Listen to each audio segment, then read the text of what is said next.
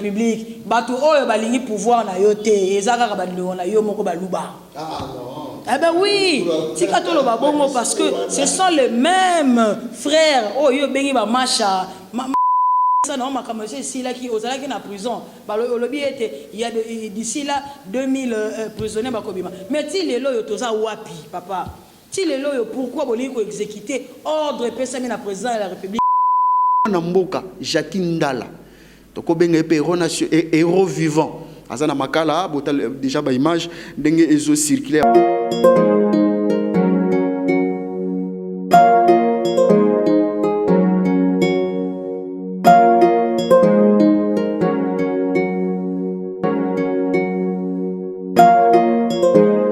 Ope bolanda biso na YouTube, bolanda biso na betando nyonso, eza boza na Paris, boza na Kinshasa partout. Bosa lokola maman Nancy na maman Esther bakanga ki mitema te mwanda mbazaki nango baye kolia na borfelin. Donc bosa abonné pe na chaîne ya solo babi tala Congo nde babi number 1 na ba chaîne ba YouTube. Donc bangonde bavanti makabutaka ba image les donc ya tala bobenga bango tala Congo News. Donc salut à tous et bienvenue dans cette émission, votre émission que vous suivez beaucoup. Dans cette émission, nous sommes quelque part, c'est un peu spécial avec notre invité qui va essayer de nous parler Makamouzo le Kanamboka, la République du Congo, voir aussi ce qui se passe du côté au Rwanda. Surtout, comme vous avez vu que non, la fois passée, Bazalaki, Nabanzela va soutenir FACDC. Parce que FACDC est apolitique. C'est-à-dire, tous les Congolais ont l'obligation de soutenir les actions de FACDC. Et vous avez vu même Martin Fayoulou aller soutenir, Mouzid aussi aller soutenir, pourquoi pas l'ensemble pour la République, aller aussi soutenir, parce que c'est un combat qui nous appartient. On ne peut pas laisser Munguna à côté de Mboka à Salamakamouya. Tant que nous sommes là, nous sommes vivants. Dans cette émission, je reçois Mwana Mboka Mikoko Kanda. Elle est cofondatrice. Il y a DKP, Oyo, Ezali, Kokumbamana Mwana Mboka, Jacques Ndala, qui est à Makala, qui est en prison, 6 à 7 mois. Je pense que dans cette émission, Madame Mikoko va essayer de nous parler. Pourquoi il traîne encore à prison? Qu'est-ce qui empêche? Parce que le chef de l'État avait déjà gracié les gens. Et parmi ces gens-là, Jacques Ndala, les noms se retrouvent. Alors, qu'est-ce qui empêche? Dans cette émission, il est ici avec moi. Nous allons aussi essayer de parler de la DKP. DKP, Zato et Zate. Soit DKP, ensemble, Tangoya Kemela qui DKP. Dans cette émission, à Koye Bissebisso. Et nous allons aussi savoir, Moïse Katumbi se trouve dans quel camp? Dans quel bloc? Dans quelle plateforme? Il est de la Mouka, l'Union Sacrée, Bloc Patriotique, FCC, où il est où dans cette émission? Avec elle, nous allons essayer de parler de tout ça. Après, nous allons essayer de parler de la actualité Yamboka. Loi électorale adoptée au niveau de l'Assemblée nationale. Deuxième lecture au Sénat déjà. Donc, ça a fait un peu, comme vous avez vu, bousculé, son directeur de cabinet bousculé. Beaucoup de questions se posent. On voit, est-ce que les députés font le travail comme il se doit? Dans cette émission, Tozali Nakati a bureau à DKP. Ici, dans la ville-province de Kinshasa, Mwana Mboka Mikoko, Mwana Mboka Mikoko, bonsoir. Bonjour Deko Simplice. Bonne santé. Oui, Angolo Anzambe, toza continuer kozala malamu pe ko vandisa vraiment ba moral na biso ezala toujours likolo malgré pasi malgré bitumba o ezana est izo ko affecter biso vraiment makasi. Mais du moins toza na makasi Nzambe tozali na bopikiliki. Voilà, merci beaucoup Boyoki. Na makasi Nzambe tozali, mais ce qui fait mal, même l'introduction na hier, albi makamozo que na est. Biso nous faut de l'ensemble toyeba. Qu'est-ce qui se passe là-bas? Chef de l'État en Angola, chef de l'État à Brazzaville, pour essayer un peu de voir comment une solution pour Namboka Est. Parce que c'est Kagame qui dit, lui n'est pas dans cette guerre-là. La RDC acquise Kagame. Donc, amalgame total. On ne sait pas, dans cette émission, moi, je commence avec vous, une histoire il y a décapé. Décapé, vous avez un niveau nini. Décapé, ils ont tambolate. Décapé, ils ont un dysfonctionnement parce que Jacques Ndala a zaté. Ou bien décapé, ils ont comme il se doit. Ndeko Simplice, décapé, ils ont une structure vraiment spécialisée. Na ba objectif vraiment très précis et Bisoto Loba qui était Peto Lobaka toujours Moïse Katumbi président Moïse Katumbi en 2023 yende to lingi vraiment à diriger Mboka oyo décapé ezali structure oyo kambami na ndeko et salemi initiative wana ezala qui vraiment initiative ya ndeko Jacques Ndala actuellement azo croupir injustement na prison et à prison centrale à Makala décapé ezali loko oyo inspiré vraiment na ndeko Jacques Ndala zo ki likanisi na yango abengisaki ngai abengisaki ndeko papi abengisaki ndeko Simon to vanda ki elongo à cette époque là ezalaki na 2017 avant de biso lobi non to fanda to solo la poto so mona na 2023 il faudrait Moïse Katumbi kama école oyo. Voilà, Bossali décapé. Mais maintenant, l'activité a décapé. Parce que depuis Jacques Ndala à la prison, comme si décapé et là qui n'a soit déjà au lal. Décapé c'est une machine. Juste bien une machine à broyer. Donc décapé, il faut la dit. Parce que décapé, ils ont vision au bimba. On s'est vraiment approprié de la vision, de l'attaque vision. On a un déco. Jacques Ndala actuellement décapé, ils ont vraiment sur le terrain. La preuve on est aux allats qui samedi, aux allats qui samedi et l'équipe, aux allats qui vraiment dans le terrain, qui n'aient soutenir ma phare de Sénabiso, aux allats qui n'a bango, to bisi bango, bisona bino, bendele koyate, phare de C. Toko kele na bino na yebi ete bitumbana to kolonga ngo na yebi ete na fardese elongo na décapé parce que tozala na bango tozala ki sur terrain samedi passé le 11 oyo pezo ya samedi osako ya tokozala pe sur terrain na monga fula donc décapé so continuer ko sala musala na ye malgré absence il y a initiateur na yango fondateur nango Jacques Ndala Oaza na prison centrale. Voilà, merci beaucoup. Les 4 basalaires dans le terrain. Donc, selon ma question, la réponse est là. Donc, décapé, ça existe. Et ça, la action malgré Jacques Ndala en prison. À pourquoi il a été arrêté? Pourquoi jusque-là il traîne en prison?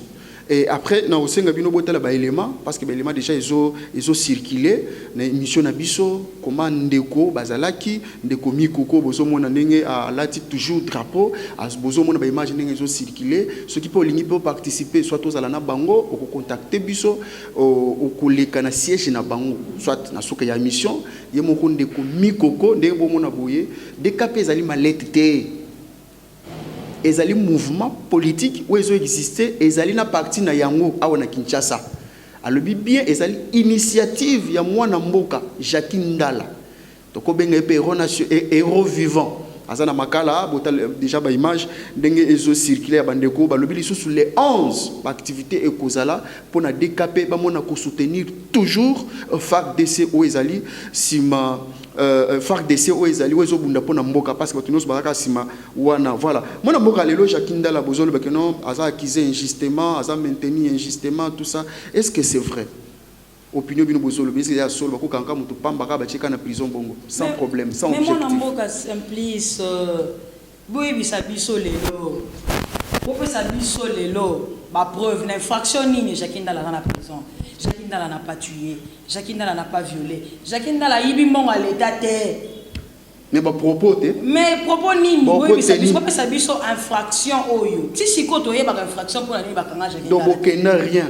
Mais infraction nini Tokolobana, vraiment, le président de la République, en tout cas, nous s'adresser vraiment directement au président, Papa Ekolo, Nabiso Congo. Est-ce que c'est le président ou bien ça justice? Non, c'est le président a signé une ordonnance de grâce collective. Il y a le 31 décembre. Jacques Ndala a déjà fait 10 mois en prison. 10 mois, il est coupé injustement la prison. Donc, parmi les combos qui y a chacun des qui pourra dire. Mais oui, Jacques Ndala a un collectif, il y a grâce et ordonnance. Mais pourquoi est-ce que le président de la République, 6 mois, il y a de cela 6 mois, depuis le 31 décembre, l'autre en a joint. Depuis à cela ordonnance. Ben non, c'est que tout simplement, tout ça pour comprendre que ça bafouer l'autorité, il y a président de la République. Donc le chef de l'État n'est pas au courant. Il est au courant que non. Le président de la République est au courant de tout. Il le sait. Mais pourquoi c'est respecté? Mais c'est ce que nous disons aujourd'hui. Président de la République, il pouvoir na yote, ah non. Eh ben oui, parce que ce sont les mêmes frères. Oh, yo bengi ba Macha Moumenu. Ce sont eux-là qui te combattent. Ton frère Jackie, c'est ton frère. Il est aujourd'hui incarcéré injustement. Grâce au Oyo, tu as dit que c'est grâce présidentielle. Tu as dit que c'est grâce au Oyo. Et très nakaté parce que le président de la République a lobby, a fait ces mots d'ordre. Oui, il faudrait les cas instance. Mais pourquoi vous accusez le Louba? Louba, on a quand même, s'il vous plaît. Pourquoi j'accuse le Louba? La ministre actuelle de la Justice, Maman Rose, dans les colonies. Maman Rose, Osa Maman, Vandissa, est-ce que ma procédure est respectée pour Jacqueline Dalali? Absolument, papa. Et ça grâce, ordonnance à grâce présidentielle. Dans la côté de l'institution, il y a le président de la République. Et c'est Azate. Maman Rose. Donc, il y a combien d'acharnement on peut dire? Maman Rose est exécutée parce que les Nicolas mais ça dans ma caméra ici là qui est en prison. Le lobby était il y a d'ici là 2000 prisonniers makobima. Mais si les lois toza wapi papa. Si les lois pourquoi vous les exécuter ordre PSM la président de la République était où en sommes-nous? Il y a mon lobby était bateau bazali ko combattre pouvoir oyo et ça bande ko na biso moko ka baluba. Il y a un président de la République, il faut que la makambo na misu mi balé, que la mona misu te, tala mona misu mi balé. Bande on a misu balou balingi yote. Tika balou vanda, tika balou vanda dans cette émission.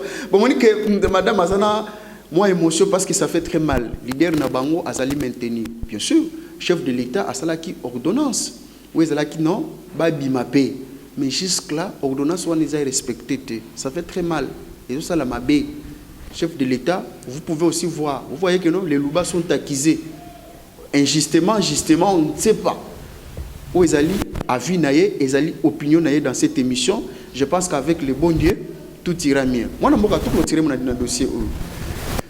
Est-ce que les lots, c'est l'homme qui a mené les autres tambours? Justice peut être bien. À part le cas dossier à Jacqueline Dal. Justice, c'est quand même ça. Justice, c'est mal à monter. Par rapport à Kalna à Lilo. Papa, moi tu as détourné mon à l'État. Moi tu as détourné mon à l'État. Boyebi bango. Toyebi bisonyo surtout histoire. Lelo oyo, bazo blanchir par rapport à quoi? Na subassement ya nini? Émotion à qui innocent. Ate innocent pas pouvait biso ngote. Biso tout le monde. Bino pe bola qui ça qui te nengi ya yibaki. C'est aussi un problème.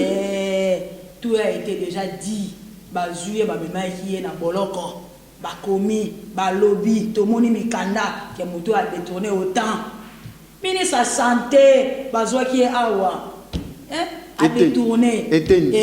C'était comme on a été. Le ministre de la santé. Papa la biso vital awa balié ko esa biso voilà a saliboye 100 jours mon qui wapi les loyo azali wapi. Liberté provisoire. Ils ont droit à y provisoire, il y a un droit, papa, tu bois, ils ont droit pour la chacune dans la tête. Il y a un à vomiter, à violer. C'est comme vous garder, à continuer, un père de famille. Pourquoi? Mais qu'est-ce que Moïse Katumbi dit dans cette affaire? Non, Moïse Katumbi. En tout cas, le président Moïse Katumbi, je vous dis, mes frères, le président Moïse Katumbi a été très choqué dans l'arrestation. Il y a Mongo Katinaye, Ndeko Jackie, et le président Moïse Katumbi a bien sakabiso et pas une résidence naïe, bien saka décapé avant Makambo côté comme la réconciliation. Ce que j'ai appris de ces messieurs, ils aura deux choses. Ils aura pardon, ils aura unité. Assez deux choses voilà. Et si quand je vais parler avec mon frère. Le président de la République, Félix, c'est mon frère. je parlerai avec lui. Mais tout à l'heure, le président Moïse a continué à se faire frère, mes frères. C'est comme si, a l'institution, il est le président de la République, c'est lui qui est en train de prôner. Alors, président de la République, il y a Moïse Katumbi. Il y a une exécution, vraiment exécution à grâce collective présidentielle. Voilà. Dans cette émission, beaucoup de quoi lobby pour la Jacques Ndala. Tu clôturer le dossier. Tu as vu Moïse Katumbi. Moïse Katumbi, Tchapoué. Vous voyez qu'il y a cette actualité. Hein? Ah oui. Réconciliation oui. Entre les Katangais. Et c'est là qu'il y a réconciliation entre des individus ou bien ensemble des Katangais. Oh, les Katanga, les Awapi. Et c'est ça la communauté. Et ça communauté. Mais ça communauté. C'est quoi? Ce qui est communauté Mobimba. Basangani. Communauté nini? Communauté Katangais. Mobimba. Basangani. Le va bien Mobimba. Oui, la communauté Katangais Mobimba Basangani. Basangani. Voilà. Pour bavandi sa réconciliation, pour bavandi sa cohésion nationale, pour bavandi sa unité. Balimbisanaka. Pour balimbisana. Force wana ya pardon, wana ya réconciliation. Et au monde a été que pour la biso des exemples pour la communauté musulmane. Moi je suis né Congo. Les exemples ma lame. Bon, bateau balobi était, il fallait réparer. Avant de réparer, il faut d'abord que limbisana. C'est quoi? Qu'est-ce qui s'était passé dans le passé pour les lots, les réconciliations, limbisanaka? Il y a aussi des Congolais qui ne savent pas. Papa, vous savez ce qui s'est passé. Dans le passé. L'histoire. Dans le passé. Relatez Bissot. Vous savez l'histoire de M. Kabila et le président Joseph Kabila. Moïse Katumbi. Le président Moïse et le président Kabila. Vous savez l'histoire. Vous savez même pire encore que le président Kabila a refusé à ce que le président Moïse a son anamboka-naï. Et vous savez aussi que non, Moïse Katumbi a traité Joseph Kabila de tout ce que nous connaissons. Absolument, on en discute. L'insécurité au Kasaï, Goma, c'est Kabila. On ne peut pas accuser M. Kabila comme ça. Oh, mais il y a des vidéos qui circulent. Non, on ne peut pas accuser M. Kabila comme ça. C'est Katumbi qui avait dit. Non. On sait tout ce qui s'est passé. On sait aussi ceux qui ont traité aussi Kabila d'assassins. Ici, dans ces pays, on sait. À part Katumbi. Eh bien non, à part Katumbi. On sait là, des personnes qui ont traité Kabila d'assassin. On le sait. Est-ce que Kabila était assassin? Non. Mais s'il y a Kabila, ce n'est pas tout ce que vous pourrez voir de Kabila. Un monstre. Mais qui disait ça? Qui parlait de ça? N'est-ce pas c'est Moïse Katumbi, votre leader? Non, le président Moïse n'a jamais tenu propos pareils. C'est côté la vidéo. Le président Moïse n'a jamais tenu de propos pareils. Le président Moïse, tant qu'on a la coute à la tout nié par rapport. Avant réconciliation, j'ai dit avant réconciliation, le président Moïse nous a dit clairement. Le président Kabila, je lui pardonne. Je n'ai pas de problème contre lui. Avant réconciliation.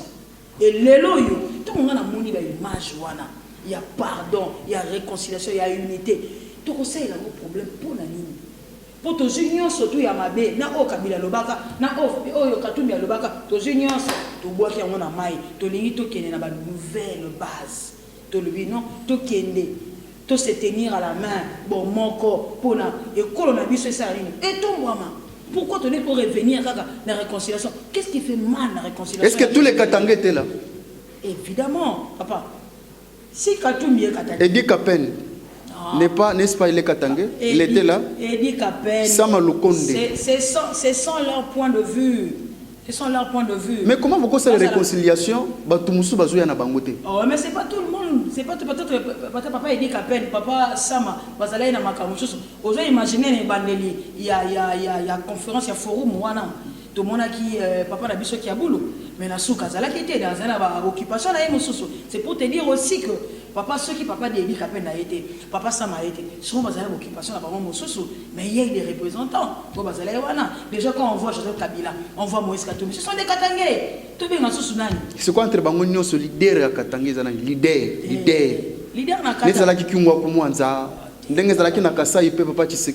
mais actuellement, qui est le leader principal? Donc la référence. Bon, la référence aujourd'hui, Katanga. Référence na Katanga, tout simplement, C'est Moïse Katumbi Tchapwe. C'est pas Kabila. Non, non, c'est Moïse Katumbi. Mais tout le monde a quitté, hein. Tout le monde a quitté, n'est pas ça la bataille. Kiti Basale que non est leader, il est là. Vous êtes élève, restez derrière. Président à vie. À Sala trop. Il a dirigé ce pays pendant 23 ans. Ouais, sénateur à vie, bon, Moutikaï à Dondoa. Et c'est logique quand même. Hein? Donc on a tout bafoué, on a oublié. Avant la carte histoire en Bokoyo. Mais dans Bokoyo, Joseph Kabila a un mot quand même. Hein? Il a un mot. Tout le monde a bafoué, l'autorité n'a pas bafoué parce que t'es... Mais le Kabila est bon, hein? Pour vous, hein, ensemble non, pour la République. Non, on n'a pas dit que Kabila est bon. Nous avons dit que nous pardonnons Kabila. Nous avons dit que le président Moïse et le président Kabila, ils vont s'y mettre ensemble. Aujourd'hui, si le président Kabila disait à l'opinion publique qu'il va soutenir notre frère Moïse Katumbi, Mabé Zawadi. Nous sommes à Mabé, c'est comme côté. C'est comme Moïse Katumbi a Kani. Azana plateforme nini. Moïse Katumbi est dans l'Union sacrée, Moïse Katumbi soutient le président de la République. C'est pas l'hypocrisie ou bien c'est... Moïse Katumbi a toujours prôné l'unité, papa. Ce n'est pas par l'hypocrisie. Moïse Katumbi a toujours prôné la cohésion nationale. Enlever Moïse Katumbi dans ces histoires. Mais traiter Moïse Katumbi d'hypocrisie. Non. Tout ça. Moïse Katumbi n'a jamais été lâche. Jamais. Je le dis. Et je l'assume. Et je sais ce que je dis. Moïse Katumbi n'a jamais été lâche. Moïse Katumbi, c'est ce qu'il dit, c'est ce qu'il fait. Peut-être que j'ai occasion, on a été, on a été. Ce qu'il dit, c'est ce qu'il fait. Et puis, après ça, comme un président. Non, nous coûte l'élection, c'est limité. L'alliance, il paye. Ceux qui les allaient bon, les gens déjà. Et nous, ça, les déjà. Moïse Katumbi n'est pas pressé. Alors, c'est la tonne. Et tonne, ils ont 2023, alors aux élections. Avec Moïse Katumbi. 2023, Pénaïe président. Qu'est-ce qui montre déjà que Moïse Katumbi sera président de la République? Par quel signe, par quelle œuvre? Mais avec tout ce que Moïse Katumbi est aujourd'hui, Moïse Katumbi de lui-même, à Koka, les yémons à Koka. Tu n'as pas une bonne idéologie. Les yémons comme Moïse Katumbi. Tout ça idéologie. Les yémons comme Moïse Katumbi à Koka. Mais c'est comme Moïse Katumbi à Tani. Namoko, oui, à Koka. Mais Namoko, c'est impossible d'atteindre grandeur. Mais ensemble. Il faut ensemble. À Sanglissi, Boutouyan surtout, à Sanglissi, président Félix, à Sanglissi, ceux qui président Kabila a soutenir, aïe, tout ça, ensemble, c'est possible. Adage non le bagage, adage année le dit. Seul, on va plus vite. Mais à deux, on va plus loin. Alors, Moïse Katumbi. Ensemble, et c'est possible, tout qui nous ira. Mais comment on fait avec les temps, candidat, il y a FCC, ça peut arriver. Parce qu'à lire les autres, Basanganit, on va combattre le pouvoir en place. Actuellement, on TV, Moïse Katumbi, dans président Kabila Moïse Katumbi, c'est une réconciliation à la communauté dans Bango. Donc c'est fraternel. Donc les talibans, ce sont les Katangais. Les talibans Katanga, pour nous passer la Katanga. Mais les talibans, effectivement, la communauté est-ce que ça peut bien payer la communauté sangana? N'est-ce pas le tribalisme s'est créé? Katanga amoni que pouvoir est là qui est pas naïe qui allez quoi ça la cohésion on peut pas récupérer le pouvoir. La haine n'a pas de place ici à Congo. Non, la haine n'a jamais eu de la place ici au Congo. Ce qui est là, pour la cohésion, pour la unité. Pourquoi pas du Congo central? Pourquoi pas les Kassaïens? Pourquoi pas les Kassaïens va aller ensemble. Ah, aussi t'es bango tu n'es bandé. Tu sais comment les bandés ne peuvent pas déjà que ça pouvoir aux années parce que vas ensemble. Parce que là bas on soit neté parce qu'on s'en a ma bête parce qu'ils sont ensemble. Il est du Kassaï, il est le Tozar. Jacques est là Kassaïen. Frère, il y a président de la République, il est le Tozar. Donc c'est pour te dire. Quoi est la politique? Tout sangana, ceux qui ne l'ont pas catalogué, un exemple. Pourquoi pas la Kassai, tout le monde coalition nationale et que sur la biso la coquine, sous la coton on a beaucoup la biso. Azali, moi est-ce que tout le monde décapé, vous allez na union sacrée. Est-ce que ma camouflage que union sacrée wana, bobite la rompe ma beaucoup. Bon, en fait, nous avons vraiment vrai envers le peuple. Nous avons biso décapé, tout est le président Moïse. Tant qu'on a la décision, alors n'a que consultation au cours de la président de la République pour Nathalie, ceux qui certainement n'ont pas participé dans l'Union sacrée. C'était par la biso décapé, on était contre. Dès le départ, on a des images. Les images des alliés, de la président. Biso tout ça comme on a eu dans ma maudit. Biso tout ça comme on a eu. Le président Félix. Pourquoi tu es président Bato Oyo, la Liga Simisa yo touche, Bato Oyo, la preuve on est le lot tout ça comme on a eu. Le lot tout ça comme on a eu. Pour la mine, le lot, nous sommes la mine dans les camouflages, pour la mine, le lot. Tout ça est l'union sacrée, toujours bénéficier d'un privilège de l'union sacrée. Pourquoi? Nous avons 5-4 ministères, les Akuna. 5-4 ministères, les Akuna. Non. Ce qui peut bilan et convoiter. Il faut faire la différence, attention. Moïse Katumbi a Ensemble pour la République, Moïse Katumbi a Ensemble plateforme pour le changement. Ensemble pour la République, c'est un parti politique. Mais Ensemble pour le changement, c'est une plateforme. Faisons la différence de ça. Et là, on va commencer à bénéficier de ça. Il y a l'union sacrée. Comme ministre. Et ça plateforme ensemble pour le changement. Donc, ceux qui vivent au Bessama, ce sont à eux. Non, Moïse Katumbi peut na kati bokabola bili. Mais Moïse Katumbi. Bokabola bilante. Ce qui est positif, n'a bino peut na kati. Ce qui est négatif, n'a bino peut na kati. Moïse Katumbi a dit, ata na nyo sotu bokosala. Na nyo sotu za kosala elongo. Na suka makambo.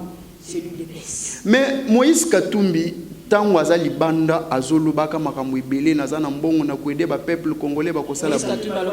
Mais oyo siko Moïse Katumbi ye makambo ezali bilan yango ezobina bina azo aider na eloko moko te même financièrement même par ignorant Moïse Katumbi azo sala makambo minene na mboka oyo neti nini asali depuis auti poto aza depuis auti exil depuis azali ki exil les ana makambo minene lelo oyo le village Kachobo les autres mamaka privé les villages il y a dans le vite privé les villages OK les ana Congo lelo oyo kikwiti ba doter yango lelo na ba instrument ba matériel ya solo la bloc opératoire boké de botu la kikwiti lelo oyo ba soit offert grâce à Moïse Katumbi lelo oyo Moïse Katumbi OK na Maniema la nzelezo tongama en cascade. Ça c'est Moïse Katumbi. C'est Moïse Katumbi. Lelo oyo Moïse Katumbi na Lubumbashi aza kosala les par-ci par-là kotongaka ba bâtiment. Lelo oyo Moïse Katumbi aza koyede peuple congolais na manière nyonso tout. Lelo oyo Moïse Katumbi aza na kosala ete bilei masango fufu industrie à monnaie na futuka.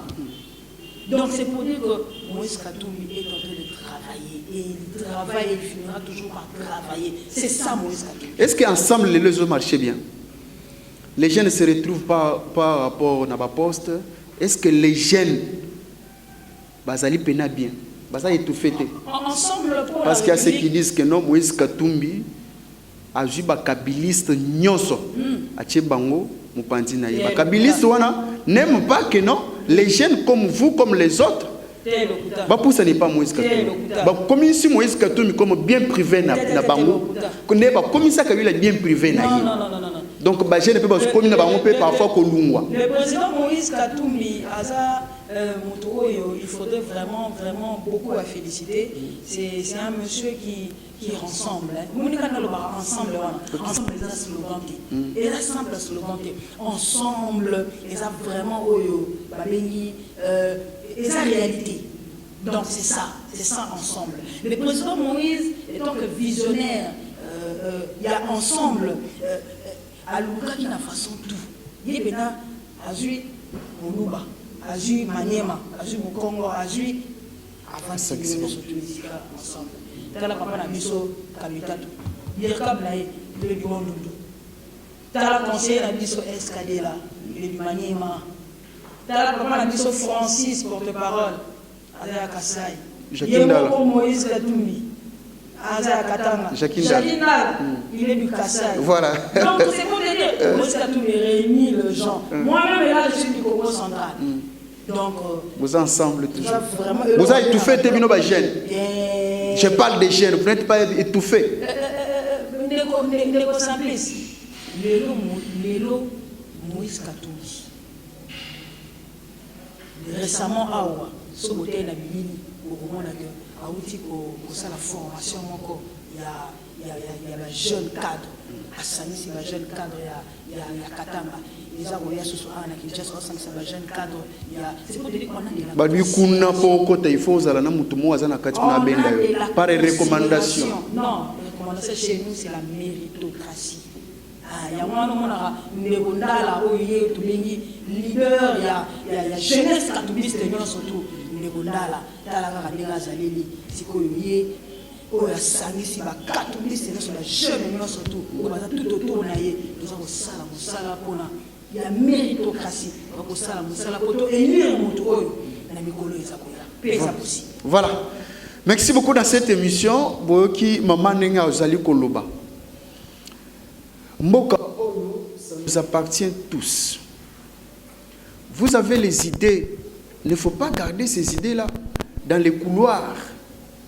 Dans vos chambres, veuillez aussi appeler la caméra.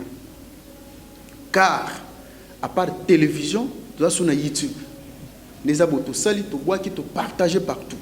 Capteur béton. Dans cette émission, il faut bino ba jeune. Comme maman Azoluba. Azali pe jeune. Il faut ba jeune ba se retrouver. Ba jeune boye ba pe quoi faire. Vous avez un engagement, une responsabilité. Vous me dites que, à répondre à la question, na ndenge ya zomo la makamu. Na ndenge zomo la makamu izo kindi. 2023, qui sera élu député national, député provincial, gouverneur, ministre, président de la République? C'est pas n'importe qui. Il faut quand même quelqu'un de qualité pour aider. Parce que jusque-là, on se pose beaucoup de questions. Nous sommes dans quel pays où makamu est raté? Mais les hommes politiques ont une grande responsabilité. Parce que quand ils sont là-bas, c'est autre chose. Quand ils sont aux institutions, c'est autre chose. Dans cette émission, je répète bien. Moi, je suis la loi électorale. Ils ont déjà adopté par l'Assemblée nationale. Deuxième lecture dans le Sénat. Dans mon équipe, mon politique, la loi électorale, ils allaient bien ils allaient tailler sur mesure, tout ça. Donc, bien les politiciens, nous sommes ça comme ça. Kasite ce qui donne l'intérêt na bino wana safa. Eza question ya démarche mais eza question ya démarche tous na posa vraiment loi électorale na biso ezala loi moko vraiment exemplaire de un ezala loi moko vraiment oyo congolais nyonso à se retrouver na kati. Pour des loi électorale, il faut le congolais nyonso exclusion ezala terre. Toi na posa congolais nyonso vraiment na kati ya loi wana à se retrouver. Pe na kati ya loi wana et pe ça biso vraiment ba piste ya ba solution ya makambo epelé oyo amboka na biso ezotambola te otolini vraiment te faire avancer. Et wana tango senga vraiment na ba député na biso. Ba député national. Boza ba député à la peuple congolais. Boza la au peuple aligné. Boyoka peuple. Boza wana te pour la intérêt na bino personnel. Voilà, boza wana te pour la palissade te. Voilà. Boza la intérêt ya peuple congolais. Na ba député pe ensemble boza qui peut bito ko wana. Mais ça tenga tino question te maman na. Et ça peut ba député ti ba se sanga ba boya na bango. Ya wana lobi ba député ya parler ça do zolo ba. Baba na TV. Te aboya ki na ye. Na TV. Mais to mona kata député mko ya ensemble te aboyi mito ko wana. Même na TV. Na TV. Na TV te même na TV te na nenga ya TV. Et ça point de vue à moto soka lobi a kojoa soka bi a ko joa. Yoko kama moto ko ebisa te ko joa. Donc Moïse Katumbi a a bloqué Bangote. Question, guerre à l'Est. Guerre à l'Est. Le Rwanda qui acquise la RDC pour la Makambo M23. Et biso awa, tozo acquise lisusu Rwanda na kati ya RDC. Tozo mituna. Comme bitumba oyo. Ezali bitumba. M23. Azali côté na biso ou bien azali côté ya Kagame. Parce que Kagame a acquis biso. Biso to acquis Kagame. Tozo yebate. Tozo clôturer wana. Congolais, la guerre n'a jamais apporté la solution. Plutôt, c'est le recul. Très bien. Dixi, mon président, Moïse Katumbi. Bande Konangaï, la guerre n'est pas bon. Mais le cola, Batouali Kotumbo la biso, le Rwanda, Toyebisi na phare d'essai, Balibate, biso to na sima na bango. Si c'est pour notre patrie, à ta centimètre à mon kebo, et parce que ma belle tika ma koko na biso, to bundé na mo jusqu'à ce que. Bah des choses me concernent beaucoup à jour au Congo, ça peut bien. Oui, à moi to signer la président de la République, mais quand ça de tout au mieux.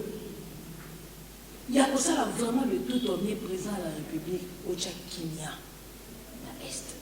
Tchakimia, au Bandoko Nabiso, Bazako Koufa de jour au jour, Bandoko Nabiso, Bazako Kine, Bazako Lela, de Seigneur, vraiment président de la République. Message à Souka.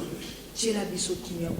Message à Biso à Souka, les alliés étaient au Tony Biloboto, les Mingi, Biloboto, la Biso. Au Sénat, quand la présidente de la République vraiment atteint les sous vraiment grâce, voilà, atteint la grâce présidentielle, avec vraiment quota là, et en plus au Sénat vraiment on a Congolais nyonso, ici quand nyonso bazali, ba vrai catholique, ba ya tout ça na tout ça la force makasi pour été 2023 les habitumba, puis tout na biso, ils ont tout simplement to élire Moïse Katumbi président de la République. Voilà, merci beaucoup, merci madame Mikoko pour na Kobenga biso ko yana bureau ko sala émission ya monene boye na yo. Merci beaucoup na bande ko balandi. Hein, émission ekoleka na Safety télévision, émission ekoleka lisusu na Talatala télévision. Hein, et Talatala ya Congo, Talatala ya Congo. Où ezali chaîne ya YouTube ya makasi. Ezoya tolingi pe ba partenaire. Boya kwede bosunga makambo ekinde. Nebi ke non coordonnateur principal, l'équipe Mobimba, Bazawana, pour tout travailler, tout le monde n'est pas makambulikolo. Et ça, tout ça, tout boaki. Tout ça, tout boaki. Merci, on se retrouve demain. Avec le même plaisir.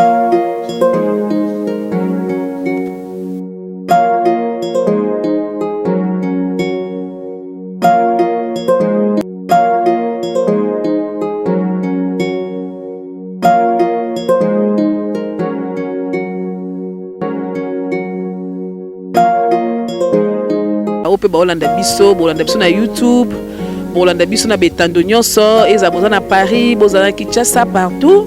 Bosa lokola maman Nancy na maman Esther bakanga ki mitema te, mwanda mbazaki nango baye kolia na borfelin. Donc bosa abonner pe na chaîne ya solo babi Talatala Congo nde, babi #1 ba chaîne ba YouTube. Donc bangonde bavanti makabutaka ba image donc ya Talatala bobenga bango Talatala Congo News. Donc ce que nous dit activité na yo problème wana ngo matanga problème fête aux appels na posa pe qui s'appelle mariage na yo et zongo ça orphelin. Donc s'abonner na Talatala News Congo bakozala wana bokosula oza bilili pande na obima kande na obima nde naza donc flouté nini te kande bomona nde naza. Donc c'est Talatala TV to bino bisous nzabe azana bino ba Olanda biso na avant midi bonjour na après midi Olanda biso bonsoir. Donc vous à la penza la bienvenue na Talatala TV Olanda be émission kuna ba programme tout et tout vous à la dessus et bisous. Talatala comment publier qui n'y est publié.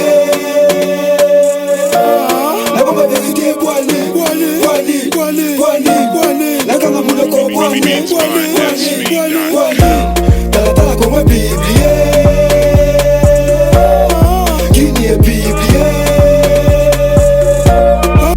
vous avez des séminaires, chers pasteurs, appelez l'équipe Talatala ya Congo, appelez-nous. Talatala la cité, ya Congo. Ah, Yogi Talatala. Vraiment Talatala c'est quoi? Donc nazomona bilongi changer. Ce qu'on a miroir ya Talatala au moins on peut bilongi changer. Donc nazali na esengo pour na journal. Talatala comme biblié. Qui n'y est biblié? La bombe vérité boiné. La gamme moule ko boiné. Talatala comme biblié. Qui n'y est biblié? Talatala comme biblié. Qui n'y est biblié? La bombe vérité boiné. La gamme moule ko boiné. Talatala comme biblié. Qui n'y est biblié? Talatala comme biblié. Qui n'y est biblié? La bombe vérité boiné. Kolo basoleza yonde na yowa. Bon makambo ya confirmer oyo ya kozwa bato na babili la TV. Ezalaki nde yo. Bambo ya basamba na bango eza yo. Tout ça va de makambo. Talatala comme biblié. Qui n'y est biblié? La bombe vérité boiné. La gamme moule ko boiné. Talatala comme biblié. Qui n'y est biblié? La bombe vérité boiné. Talatala comme biblié. Qui n'y est biblié? La bombe vérité boiné. La gamme moule ko boiné. Talatala comme biblié. Qui n'y est biblié? Talatala comme biblié. Qui n'y est biblié?